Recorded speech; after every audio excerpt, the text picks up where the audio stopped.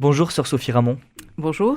Vous êtes directrice de l'Institut des sciences bibliques à l'Institut catholique de Paris. Vous êtes aussi professeure d'exégèse et vous intervenez demain à l'occasion de la journée de formation et de lutte contre les abus sexuels organisée par le pôle provincial de Toulouse. Et vous animez un atelier. L'atelier que vous animerez, ce sera un éclairage par le cycle de David. L'homme bienveillant se fait du bien à lui-même. Est-ce que justement vous pouvez nous éclairer peut-être sur cette parole pour commencer ? C'est dans le livre des Proverbes.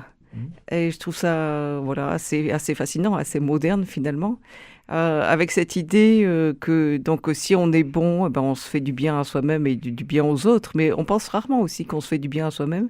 Le verset se poursuit d'ailleurs en indiquant l'inverse, c'est-à-dire que quand on est mauvais, on se nuit à soi-même. Ça oblige à réfléchir dans nos comportements, dans nos attitudes.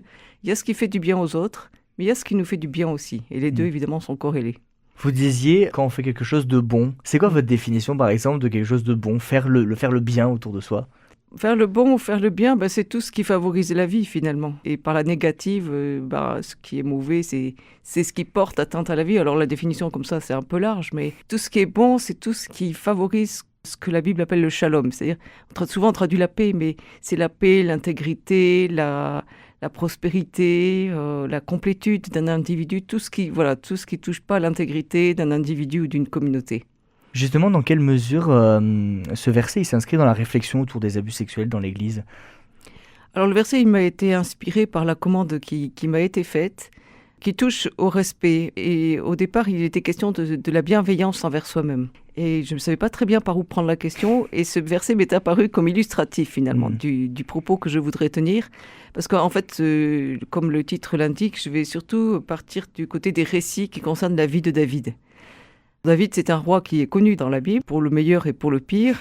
Et finalement, quand on parcourt son histoire, on voit toutes sortes de choses. Alors, il n'y a pas les questions d'aujourd'hui. Il n'y a pas, évidemment, des questions d'abus avec des enfants, des questions de pédophilie. Tout ça, évidemment, le texte biblique n'en traite pas. Les questions d'aujourd'hui ne sont pas tout à fait celles d'hier. Mais il est question quand même d'exercice du pouvoir injuste, mensonger, qui implique d'autres dans des choses mauvaises.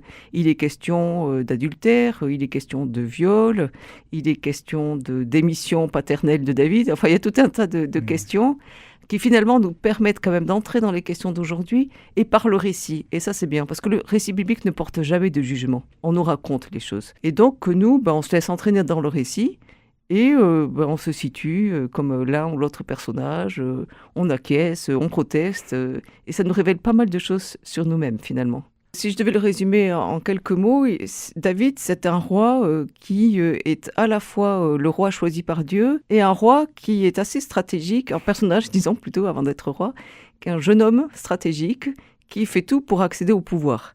Et donc, d'emblée, dès les premiers chapitres, on a ce double visage de David, celui qui est choisi par Dieu, et le stratège astucieux qui emploie un peu tous les moyens pour parvenir à son but.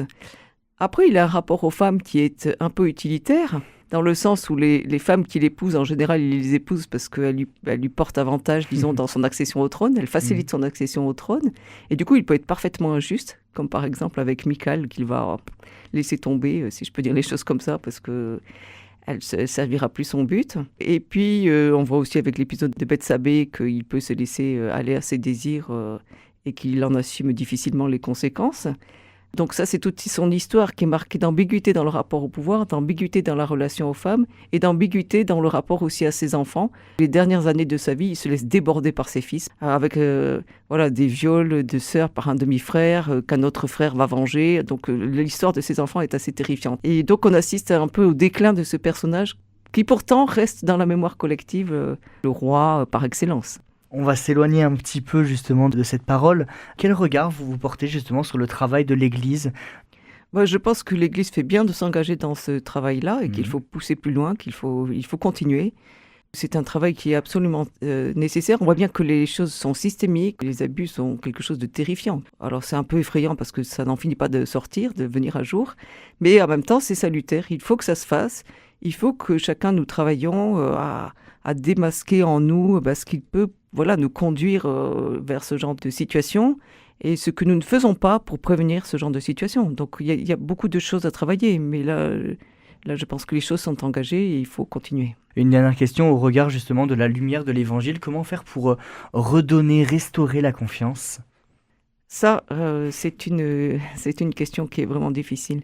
Je crois qu'on restaurera la confiance d'abord quand on aura été jusqu'au bout de ce travail de vérité, quand on aura pris les moyens pour que ces situations ne se répètent pas, et quand, par le témoignage de nos vies, on montrera que oui, on en est sorti. Je ne pense pas qu'on puisse le faire autrement.